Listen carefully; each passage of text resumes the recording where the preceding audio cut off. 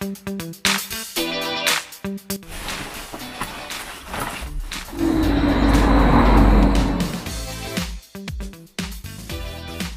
ang klase namin is in German. Tahimik ngayon. Parang hospital. Excited ako mag-vlog. Nalimutan ko yung assignment ko.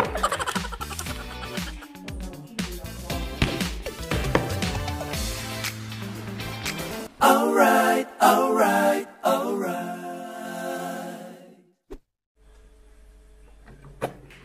Welcome back to my vlog. For today's video, I decided to make another vlog.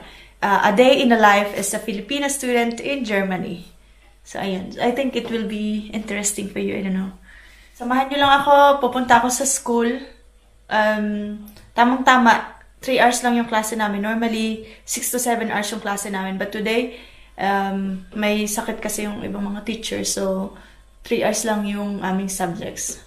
I will try as much as I can makakuha ng mga footages ng mga footages para ma-share sa inyo ang klase ng kung anong klase ng school dito, something like that. So we don't wear any uniform, so civilian kami every day. So I go to school every Wednesday to Friday, Monday to Tuesday sa kindergarten. So pumapasok ako sa school para maging preschool teacher. Yeah. It will take, I think, 4 years. So, nasa first year pa lang ako. So, mahaba-haba pa itong aking lalakbayin.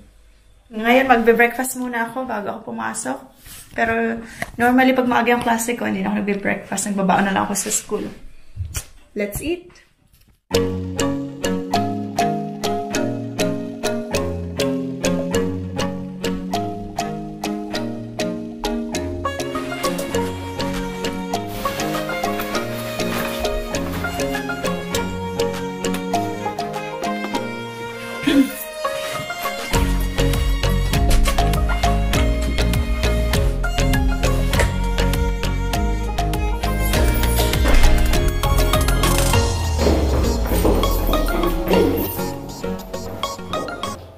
Pupunta na ako sa train station, sa tram station.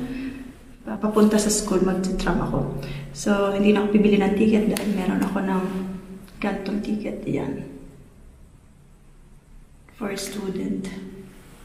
Mas mura siya compare sa normal. Let's go.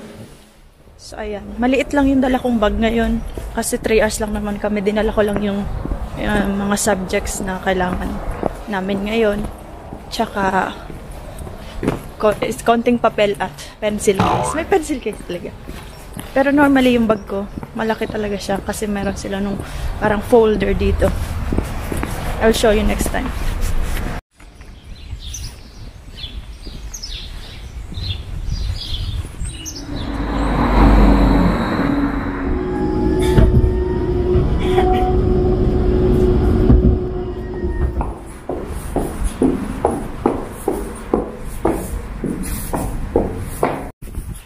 Yan, dito yung school namin.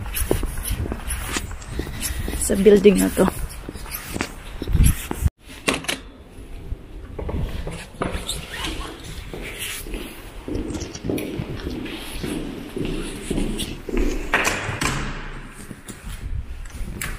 Yan.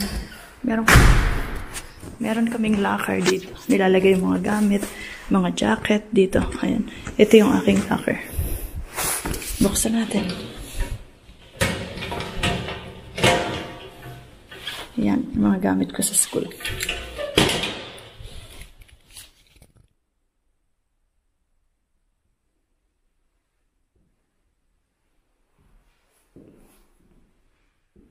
Dito talaga yung classroom namin.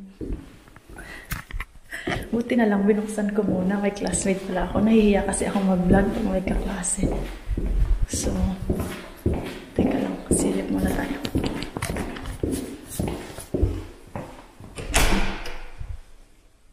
So, ayan.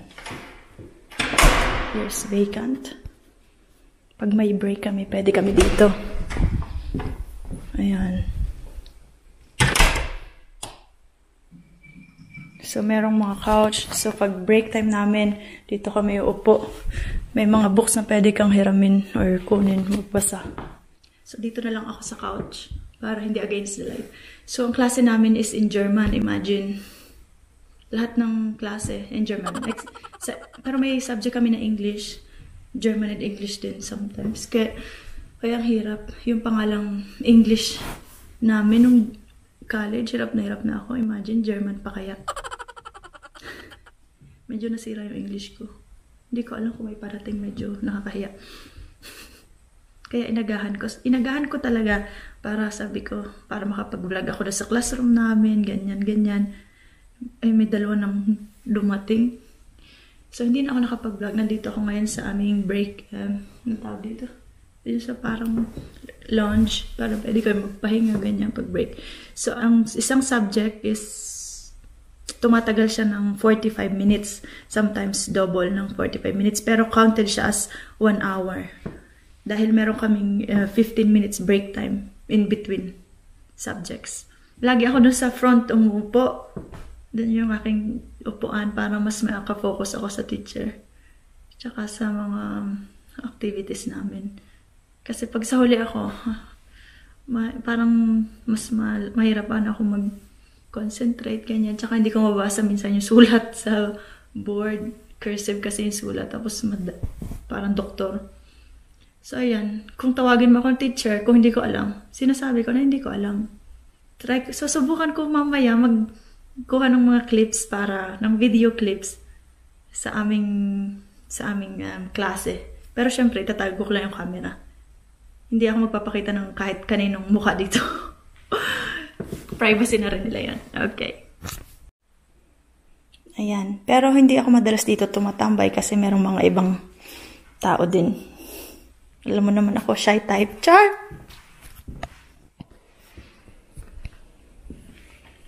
So, ito ang aming bibigong SRAM na tinatawag.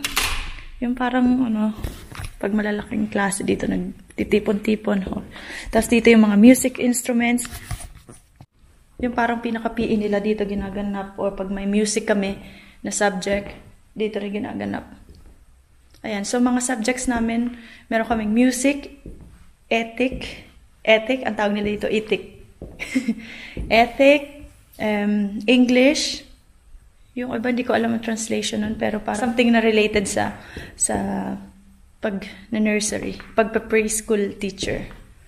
Which is also interesting. We also need to do some creative activities or artworks. Tulad nung kanina, nakahang sa wall namin, yun yung mga ginawa namin. Kumbaga yung teacher namin, sinusubukan ipagawa sa amin, para ipapagawa rin namin sa mga future students namin. Ayan, meron kaming second floor. So, ito yung mga ginawang artworks ng mga students dito.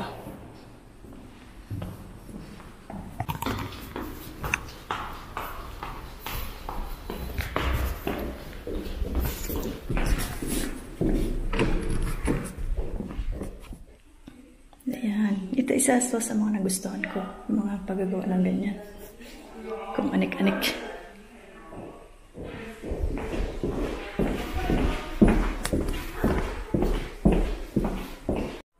So, dito yung aming atelier. Yung parang arts and crafts room. Pero, siya nakalock. Kunst room. Ayan.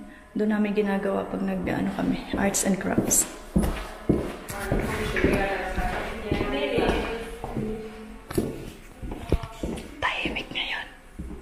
Hospital.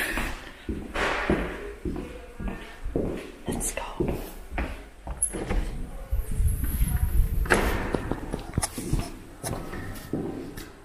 Ayan, yun. I think yun lang yung pwede ko ipakita na lugar.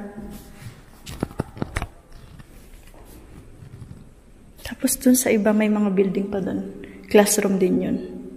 Ng mga ibang naman, students.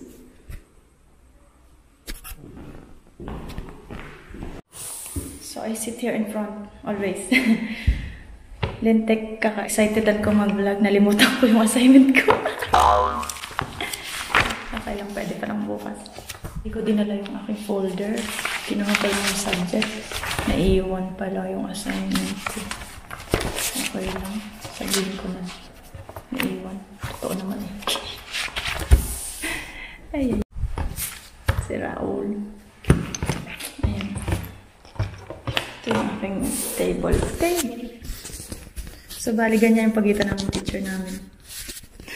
Dito ako nakaupo. Doon yung teacher. Ganyan.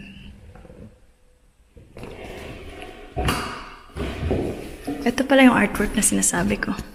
Na ginawa namin using different techniques. So, kukunin ko ngayon yung book. Kailangan namin itong dalawa. Ayan. Tsaka ito. Oh. Ito ginawa din pala namin. Isa sa mga arts namin. Weil irgendwas anderes Tolles ist, ja. Achso, okay. Also, die Frage ist natürlich, warum müssen Sie das als Erzieher wissen? Warum ist denn jetzt die intrinsische und extrinsische Motivation für Sie wichtig? Ja.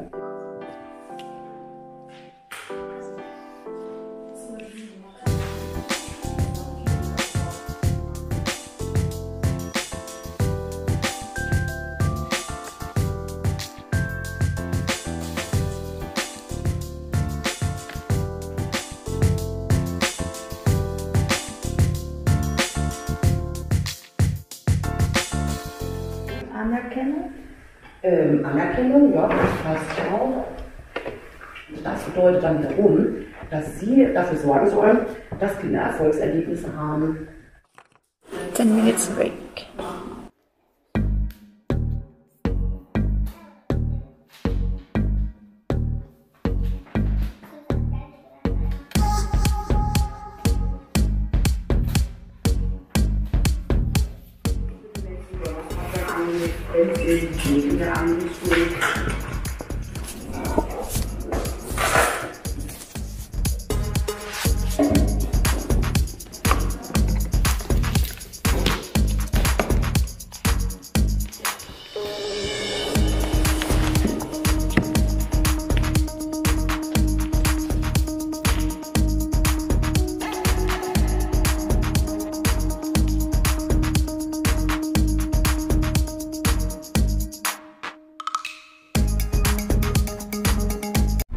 Ayan, nasa bus na ako, tapos na yung klase namin. Minsan nag-bus ako sa pagkakap. Oh my God. Ayan.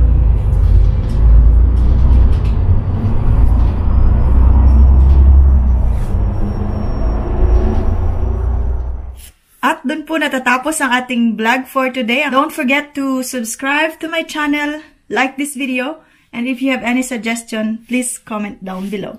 See you on my next video. Bye!